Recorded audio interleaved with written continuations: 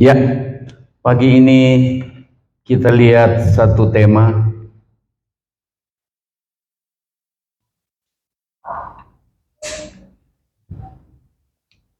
Ya, baca sama-sama.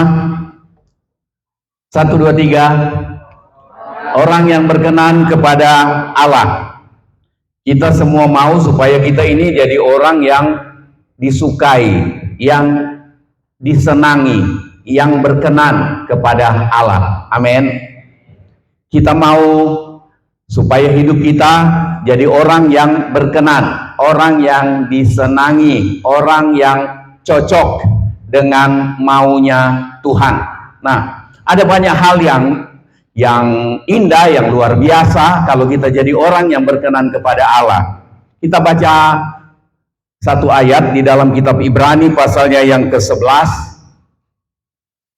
ayat yang ke-6. Tetapi tanpa iman tidak mungkin orang berkenan kepada Allah. Tanpa iman tidak mungkin orang berkenan kepada Allah, sebab barang siapa berpaling kepada Allah, ia harus percaya bahwa Allah ada. Saudara percaya Allah ada? Iya. Ada yang pernah lihat? Tidak ada. Itu iman. Kita tidak lihat, tapi kita percaya. Cuma roh Tuhan yang taruh itu di hati kita sampai kita percaya. Ada Allah walaupun kita tidak pernah lihat. Amin. Tanpa iman tidak mungkin orang berkenan kepada Allah. Barang siapa berpaling atau datang kepada Allah, ia harus percaya bahwa Allah ada. Dan baca bahwa Allah memberi upah kepada orang kita ganti saya. Bahwa Allah memberi upah kepada saya yang sungguh-sungguh mencari Dia. Salah satu kesungguhan kita berjuang untuk datang duduk. Kadang-kadang ibadah lebih cepat sedikit, kadang-kadang lebih lambat sedikit, tapi kesungguhan kita itu tidak mengganggu kita, mau lambat sedikit, mau cepat sedikit. Yang pasti kesungguhan kita bikin kita datang lebih cepat, iya enggak? Kesungguhan kita cari Tuhan itu menunjukkan sikap keputusan kita tiap-tiap hari. Kesungguhan kita cari Tuhan, kita bangun pagi, kita doa atau tidak, kita suka baca firman Tuhan atau tidak. Itu ya enggak terlalu salah kita buka-buka berita politik hari-hari ini. Siapa yang paling banyak suaranya? Antara survei bohong dan survei benar kita sudah tidak bisa bedakan. Nah, Allah memberi upah kepada orang, kepada saya, kepada saudara yang sungguh-sungguh cari Dia. Nah, kita lihat ayat ini. Dengan iman kita menjadi berkenan kepada Allah. Amin. Iman. Saudara masih ingat? Iman itu adalah percaya yang sungguh, percaya sungguh kepada Allah. Antara lain seruan atau ucapan iman, hal yang ada di hati kita, keyakinan yang itu tumbuh dari iman adalah percaya Allah ada, percaya Allah sanggup melakukan segala perkara. Tidak ada rencananya yang gagal. Kita belum tahu Tuhan mau bertindak atau tidak, mampu bertindak atau tidak, mau bertindak atau tidak, tapi kita percaya Allah sanggup melakukan segala perkara. Itu iman. Iman orang yang datang kepada Allah, dia harus percaya Allah ada. Jadi tanpa iman tidak mungkin orang berkenan. Iman, kita ingat Roma 10 ayat 17, iman datang dari mendengar sabda Kristus. Sabda Kristus itu adalah firman yang begitu saudara dengar, Roh Kudus munculkan pengertian khusus di hati saudara. Misalnya contoh, begitu kita dengar baca ini firman Tuhan, harus percaya Allah ada dan Allah memberi upah. Tiba-tiba Roh Kudus munculkan, Allah memberi upah. Jadi kita pegang firman ini, Allah memberi upah, saya sungguh-sungguh cari dia. Sepanjang minggu, saudara makin sungguh-sungguh cari dia. Karena saudara dengar, Roh Kudus bangkitkan, Roh Kudus hidupkan firman itu di hati. Itu firman Kristus. Di Alkitab, bahasa Yunaninya disebut rematos. Nggak usah perpanjang itu, cuma disebut saja sedikit. Firman Kristus, firman yang dihidupkan oleh Roh Kudus di dalam hati saudara dan saya. Nah, nggak usah panjang-panjang itu. Kita lihat nih.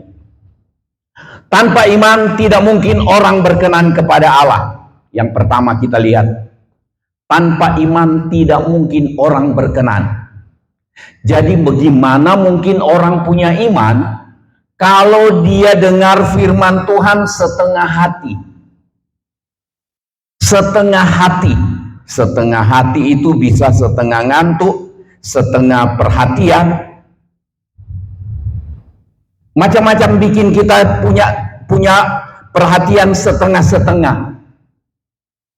Kita lebih mikirkan sesuatu yang sedang jadi masalah, padahal kita tahu itu kita keliru kalau kita tidak sepenuh hati. Jadi kalau kita datang ibadah itu memang kita tekad Tuhan, itu yang nanti, itu persoalan nanti. Tapi saya datang ke Tuhan sungguh-sungguh dengan sepenuh hati, segenap hati. Nah, ketika kita dengan segenap hati mau datang beribadah, kita berdoa, kita memuji, menyembah Tuhan, saudara, seringkali Tuhan berbicara kepada kita melalui nyanyian yang kita nyanyikan.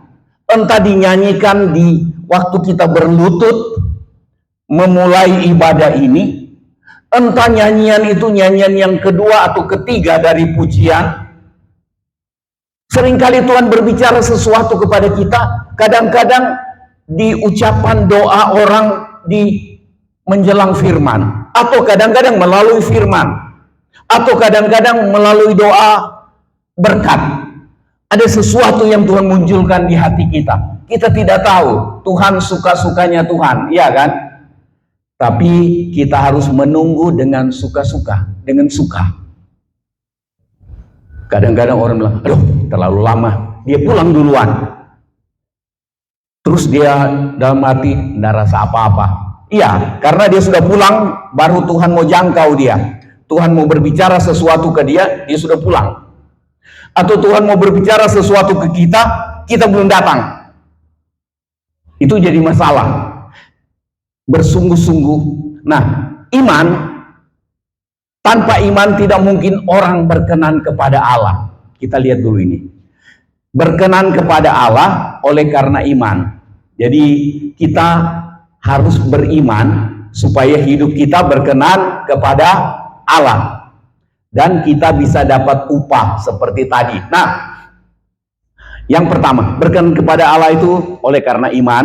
Nah, iman adalah, atau iman sama dengan percaya dan mempercayakan diri kepada Allah. Berkali-kali saya katakan, percaya Allah ada, percaya Allah sanggup melakukan segala perkara, kita gampang itu. Dan suratan Yakub katakan, setan juga percaya Allah ada dan Allah sanggup melakukan segala perkara. Jadi kalau percayanya kita cuma percaya bahwa Allah ada, Allah sanggup melakukan segala perkara, percayanya kita itu masih bisa setara dengan setan. Tapi iman kita adalah mempercayai Allah dan mempercayakan diri kepada Allah. Itu yang setan tidak lakukan. Dan orang yang kesetanan, orang yang setengah hati, dia tidak mempercayakan diri kepada Allah. Begitu ada masalah, biarpun dia dapat nasihat firman Tuhan, dia bilang enak ngomong. Banyak kali begitu, saya sudah buktikan. Teman pendeta pun begitu dalam masalah, kita berikan dorongan pakai firman Tuhan. Masih kurang mempan. Dia bilang enak yang ngomong teori. Waktu saya cerita pengalaman saya, baru dia diam. Tapi itu pun tidak terlalu cepat mempan. Tidak berani mempercayakan diri ke Tuhan. Banyak kita sedang menjalani hidup untuk mencapai hari depan, menggapai sesuatu yang lebih baik di hari depan, merindukan pemulihan pribadi, kesehatan mungkin, pemulihan rumah tangga, pemulihan usaha, pemulihan banyak hal. Tetapi kalau kita tidak mempercayakan diri, mempercayakan persoalan kita, mempercayakan kesukaran kita, mempercayakan penyakit kita kepada Tuhan, kita cuma percaya Allah sanggup karena Dia Allah.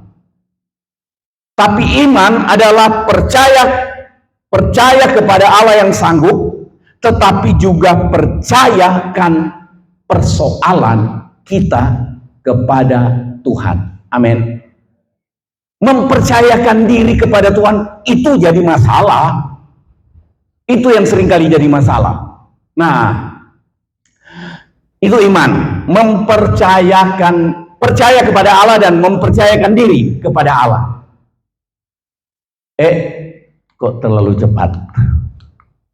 Nah, iman mentaati ketentuan Allah. Kita taati ketentuan, aturan Allah. Ada banyak aturan Tuhan melalui firman Tuhan. Waktu kita sengaja langgar, jadilah kita orang yang tidak beriman, kurang beriman. Jadilah kita orang yang kurang berkenan kepada Allah. Tidak mencapai target. Kalau kita jadi orang yang kurang berkenan kepada Allah, kita tidak bisa berharap dapat upah yang tadi dalam kitab Ibrani pasal 11 itu. Itu sebabnya ya jadilah kita orang yang orang lain ditolong, saya tidak pernah. Orang lain ditolong, saya belum pernah, saya tidak. Sayang, Tuhan rancang kita alami hal-hal terbaik yang Tuhan sediakan selama kita hidup, dan ujungnya adalah keselamatan. Amin. Nah, mentaati ketentuan Allah, maksudnya apapun yang Allah tentukan, termasuk iman adalah mentaati ketentuan Allah, termasuk ketentuan Allah untuk kita selamat. Sejak Adam dan Hawa jatuh dalam dosa, manusia sudah ada di dalam dosa. Sampai Tuhan musnahkan di masa Nuh. Tinggal Nuh sekeluarga. Nuh sekeluarga dibangun lagi untuk jadi menggenapi rencana Allah bagi dunia ini. Gagal juga banyak. Muncul Israel. Gagal juga. Hancur-hancuran Israel dan Yehuda. Hancur-hancuran. Gagal. Dan kemudian Tuhan sampaikan, Tuhan memang rancang dari awal keselamatan. Pertama dulu ketika untuk orang yang bersalah dan diampuni dosa, dia harus sembelih binatang, darahnya ditumpahkan. Itu ketentuan Allah dulu. Ketika pada waktu yang Tuhan tentukan sendiri, Tuhan Yesus datang ke dalam dunia ini dalam keadaan tubuh manusia. Dia tanggung seperti ayat yang sering kali kita dengar kalau perjamuan kudus di dalam 1 Petrus pasalnya yang kedua, dia tanggung dosa kita di dalam tubuhnya di atas kayu salib. Itu ketentuan Allah. Nah, ada banyak orang bikin agama untuk dia bikin ketentuan sendiri menuju keselamatan, tidak nyampe. Itu sebabnya ada kadang-kadang dialog antar agama hadir. Ada satu orang pernah bilang begini ke saya, ini berarti Kristen ini menangnya sendiri, menangnya dewe. Saya bilang, kenapa? Dia bilang, masa kalian bilang cuma kalian yang selamat? Saya bilang, hampir semua agama bilang cuma dia yang selamat, termasuk kalian. Bilang kami kafir malah. Tapi ketentuan Allah, keselamatan di bawah kolong langit ini tidak ada nama lain yang diberikan kepada manusia yang olehnya manusia selamat. Itu ketentuan, bukan dikarang-karang. Sudah ditulis dari dulu sebelum ada beberapa agama muncul. Ketentuan Tuhan. Nah, iman adalah manusia taati ketentuan Tuhan. Amin. Salah satu ketentuan Tuhan buat saudara dan saya sebagai umat Tuhan, haruslah kamu beribadah. Beribadah itu punya arti kumpul seperti ini. Kedua, yang paling penting, beribadah itu adalah sikap hidup yang bertekad untuk melakukan firman Tuhan dari hari ke hari. Jadi firman yang kelihatan dari kelakuan. Itu sebabnya hati-hati bersikap, hati-hati ngomong, amin. Hati-hati bikin keputusan. Cuma Tuhan yang tahu. Kita tidak bisa ibadah itu kenapa? Memang Tuhan mengerti. Tuhan cuma Tuhan yang tahu kita sampai langgar atau kita abaikan melakukan firman Tuhan karena kecolongan atau karena sengaja. Itu hitungannya sendiri nanti. Itu sebabnya kita mau hati-hati supaya setiap sikap, tindakan, keputusan kita dalam hidup ini itu didorong oleh iman. Oleh iman yang punya arti adalah mentaati ketentuan Allah. Amin. Nah, lihat ketentuan Allah ini. Galatia 2 ayat 16. Kamu tahu bahwa tidak seorang pun yang dibenarkan oleh karena melakukan hukum Taurat, tetapi hanya oleh karena iman dalam Kristus Yesus. Iman dalam Kristus Yesus. Orang diselamatkan. Tidak seorang pun yang dibenarkan oleh Allah. Jadi kalau kita mau dibenarkan oleh Allah, harus ada iman. Tapi bukan cuma iman yang percaya Allah ada, percaya Allah memberi upah kepada orang yang sungguh-sungguh mencari Dia. Tetapi iman yang berkenan kepada Allah adalah iman yang mengikuti, mentaati aturan Tuhan, bahwa kita hanya dibenarkan di dalam pengorbanan Tuhan Yesus Kristus. Iman di dalam Tuhan Yesus Kristus. Ini tadi yang saya bilang, orang bilang menangnya sendiri, ini orang Kristen. Bukan menangnya sendiri. Kita ingin ikuti ketentuan Allah. Ya, sebab itu kami pun telah percaya kepada Kristus Yesus supaya kami dibenarkan oleh karena iman dalam Kristus.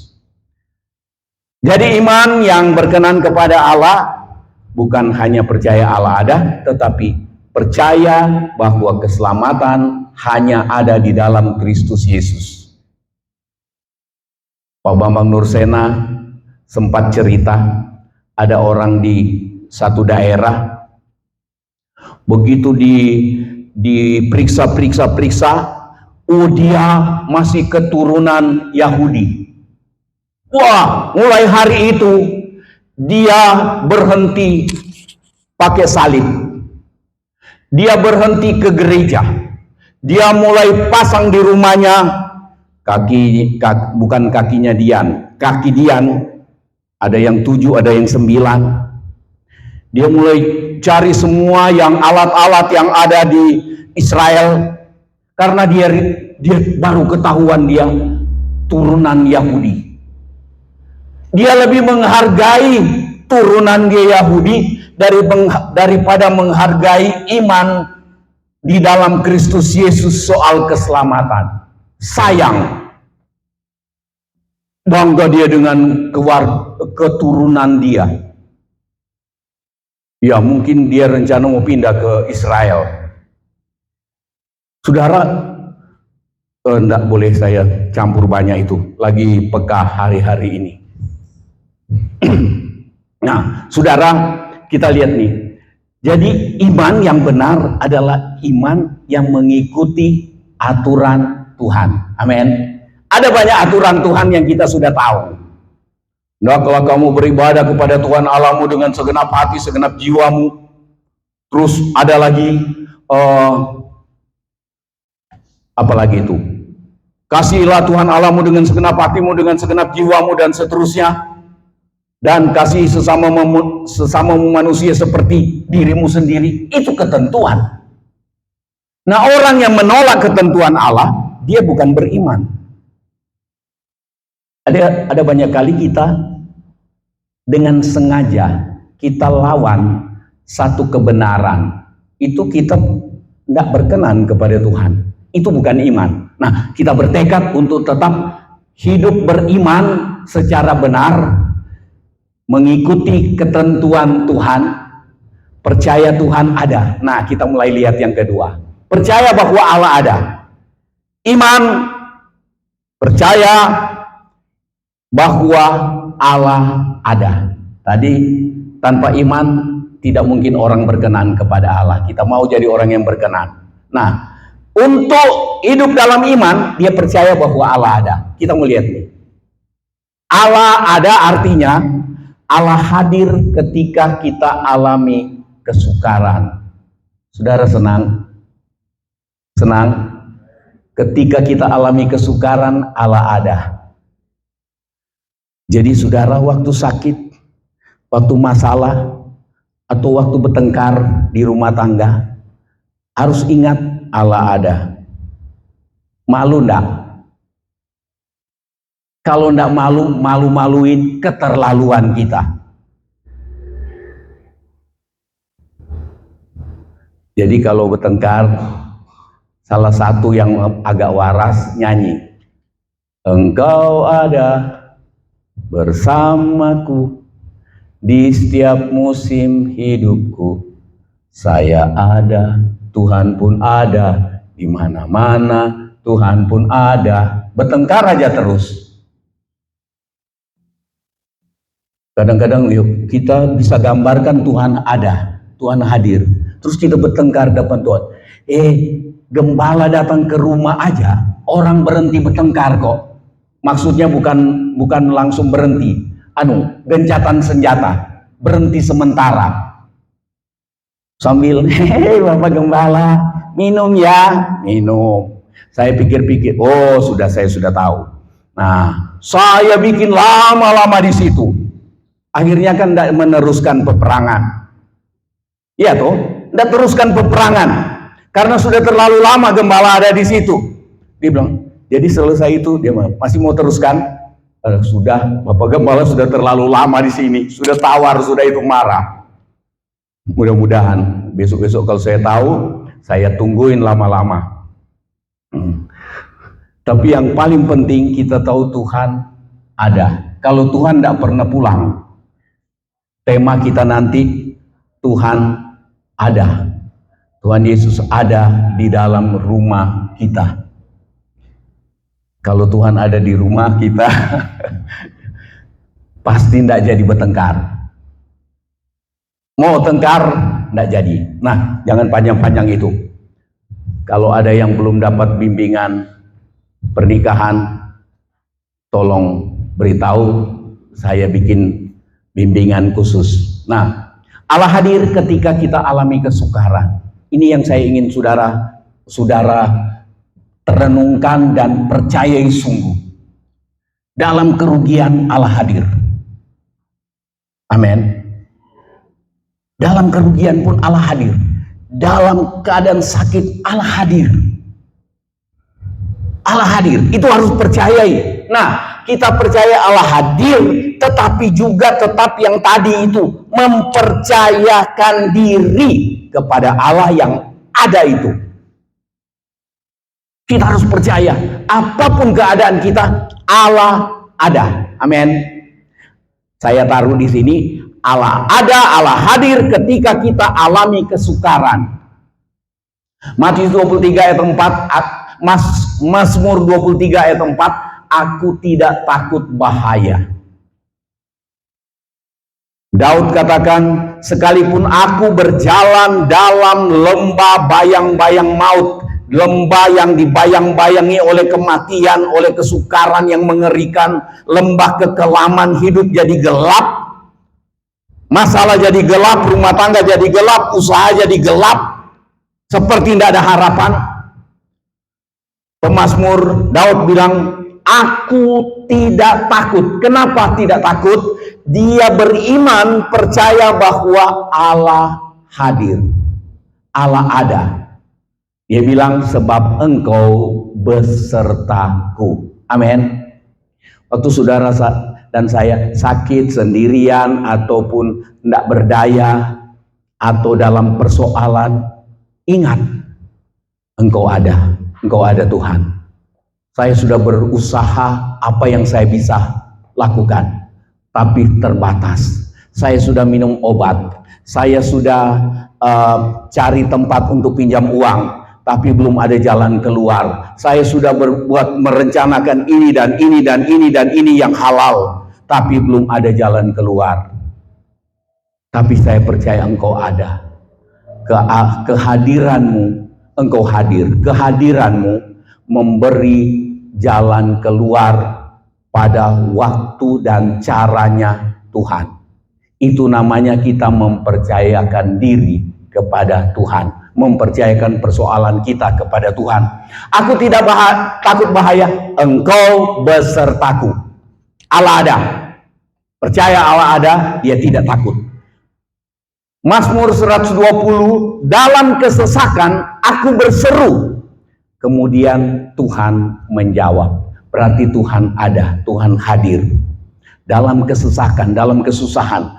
Ada, saya kutip Kisah Para Rasul 27 ayat 21 sampai 25, ketika Paulus 14 hari 14 malam itu kena badai beserta 120 orang di dalam kapal dan muatan yang banyak, terombang-ambing di tengah badai. Matahari, bintang-bintang tidak kelihatan. Dan semua orang sudah putus asa tidak ada harapan hidup. Hari ke-14 Paulus berdiri di tengah-tengah 120 orang ini, termasuk nahkodanya dan awak kapalnya. Paulus bilang, tidak usah takut.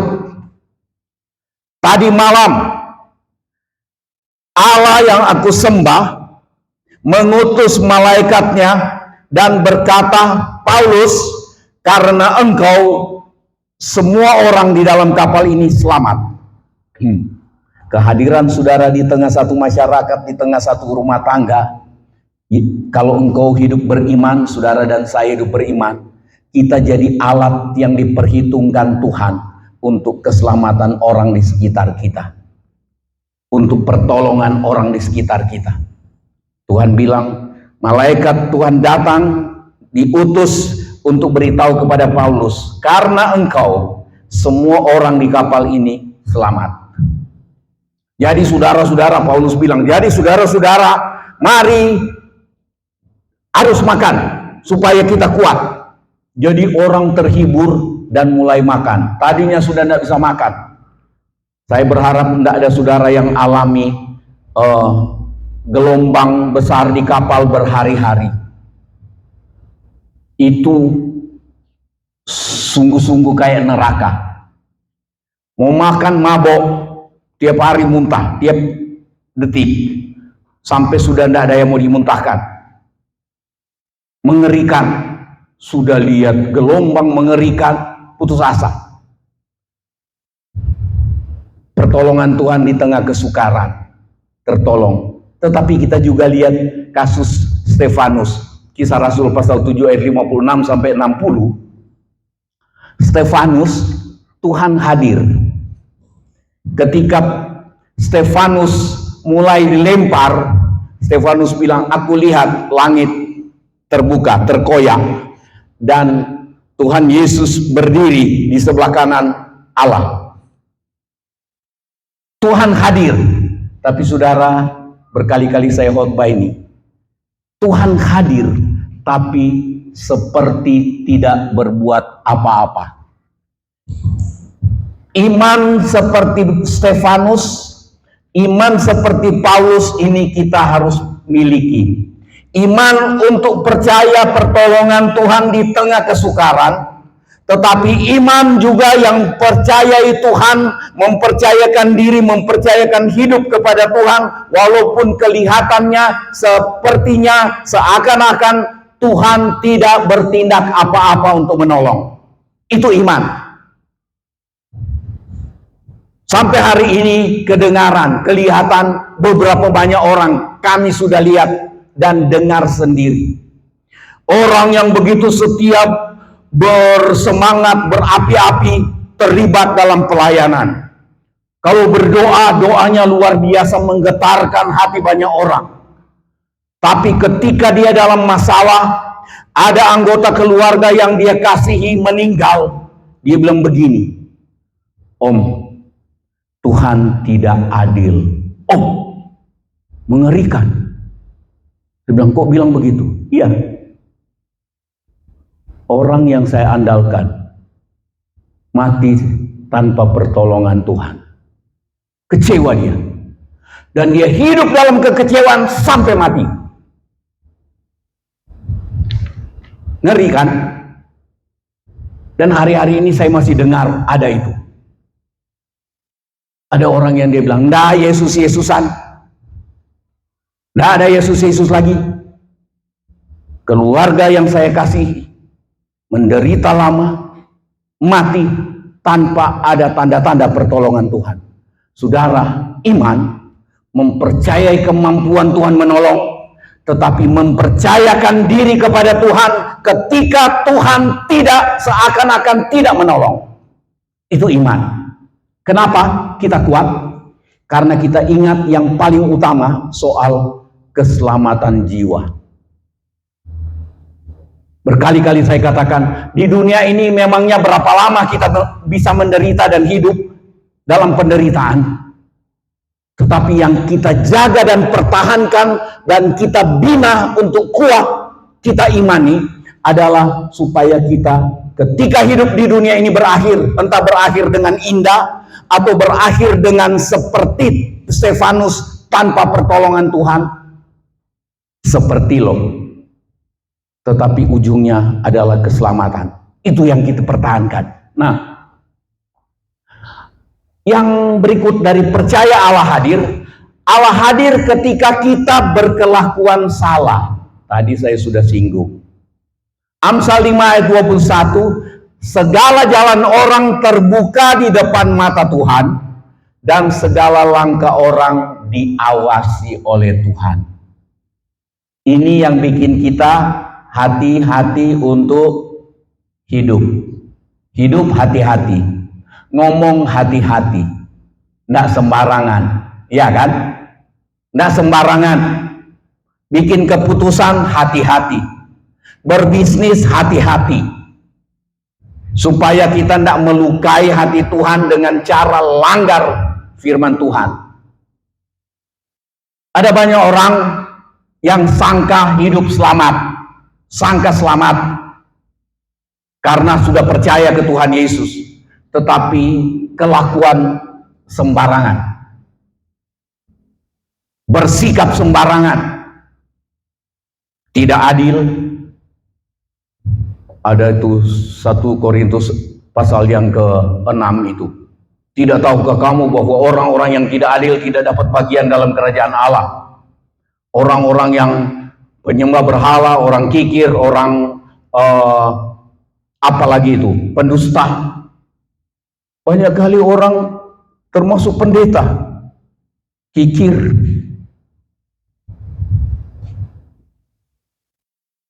penyembah berhala,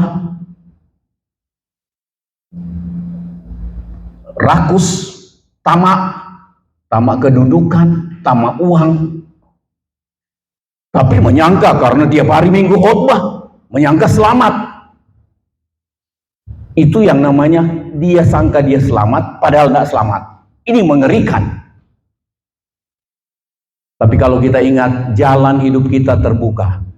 Tuhan tahu hati, pikiran, dan perbuatan kita.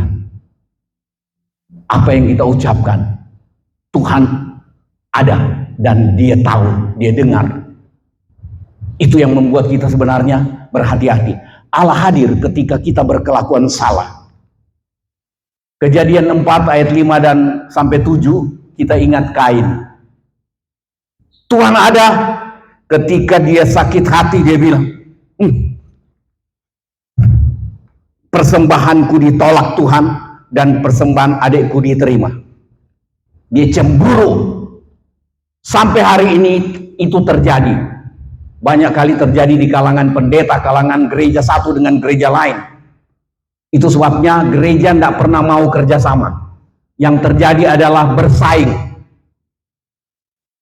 Sama, mulai dari Kain dan Habel itu sudah terjadi persaingan ibadah. Kain bilang, nanti kamu ya, tunggu waktunya. Aku atur dulu. Tuhan bilang, Kain. Tuhan langsung ngomong ke Kain, Kain, mengapa mukamu muram? Rupanya orang kalau lagi dalam persaingan, muka muram. Orang yang lagi rasa ditolak, itu muka muram. Cinta ditolak, muka muram. Pokoknya minjem uang ditolak, muka kita muram. Apalagi pokoknya macam-macam lah. Ini dia rasa sudah jengkel dengan adiknya, dia sudah rancang untuk bunuh adiknya. Tuhan bilang, mengapa mukamu muram? Kalau engkau tidak berpikir jahat, maka mukamu tidak akan muram. Dosa sedang mengintip di pintu hidupmu, pintu hatimu. Tuhan peringatkan, tapi Kain jalan terus dengan kejahatannya. Dia panggil adiknya, ayo kita ke ladang deh. Sampai di ladang dipentungin adiknya mati. Tuhan hadir di sana. Kita mesti ingat, apapun yang kita hadapi, baik kita sedang hadapi kesukaran maupun kita sedang berhadapan untuk berbuat salah, Tuhan hadir. Ini menolong kita untuk hidup benar. Amin. Yang ketiga, Allah memberi upah kepada orang yang sungguh-sungguh mencari Dia. 1 Timotius 4 ayat 8, sungguh-sungguh mencari Tuhan melalui sikap hidup, ibadah. Ada upah untuk hidup di dunia ini dan juga untuk hidup yang kekal. Jadi percaya Tuhan Yesus dari awal itu anugerah. Kita terima keselamatan. Tetapi mempertahankan keselamatan dan kita selamat itu upah. Jadi ketika kita percaya Tuhan Yesus, oleh anugerah kita diselamatkan, diampuni dosa. Tetapi perjalanan hidup kita sampai kita mati kemudian supaya kita selamat, Itu upah. Itu mencari Allah dengan sungguh-sungguh. Tadi kita sudah lihat mencari Allah dengan sungguh-sungguh melalui kita taati ketentuan Tuhan. Nah, Mazmur 34 ayat 25, ada upah. Upah orang yang mencari Tuhan. Tidak ditinggalkan. Enak kan? Kita senang Tuhan tidak tinggalkan. Anak cucu tidak meminta-minta sedekah. Saya hendak kutip ayat ini, cuma ambil sedikit kesimpulannya dari ayat ini. Mazmur 34 ayat 25. Tuhan tidak tinggalkan dan anak cucu tidak meminta sedekah. Anak cucu kita, mungkin kita rela kita kelaparan, tapi begitu lihat anak cucu kelaparan, hati kita menjerit, oh Tuhan, lebih baik saya yang kelaparan daripada mereka. Tapi kita sakit hati lihat. Saudara, Allah memberi upah kepada orang yang sungguh-sungguh mencari Dia. Ada upah. Pertumbuhan rohani kita juga itu upah dari kita mencari Tuhan dengan sungguh-sungguh. Orang yang cari Tuhan dengan sungguh-sungguh itu ada upah. Dia bertumbuh dalam kehidupan rohaninya, dia juga bertumbuh dalam usahanya, bertumbuh. Semua bertumbuh dalam rumah tangganya, dia bertumbuh. Kasihnya bertumbuh, pekerjaannya juga bertumbuh, karena memang Tuhan berkati. Itu upah. Kita semua kan ingin dapat upah. Upah yang besar. Laba katanya, laba itu untung. Ada nyanyian kuno katakan mencari Tuhan besar labanya. Berbakti dengan senang besarlah labanya. Kemudian satu waktu saya ganggu sekelompok kaum muda, mereka nyanyi berbakti dengan senang besarlah labanya. Saya bilang berbakti dengan tidak sungguh-sungguh besar laba-labanya. Laba-laba yang bisa makan. Sudah, saya hampir menyimpang. Ibrani 11 ayat 6, tanpa iman tidak mungkin orang berkenan kepada Allah. Barang siapa berpaling kepada Allah, ia harus percaya Allah ada dan Allah memberi upah kepada orang yang sungguh-sungguh mencari Dia. Yang pertama, tanpa iman tidak mungkin orang berkenan kepada Allah.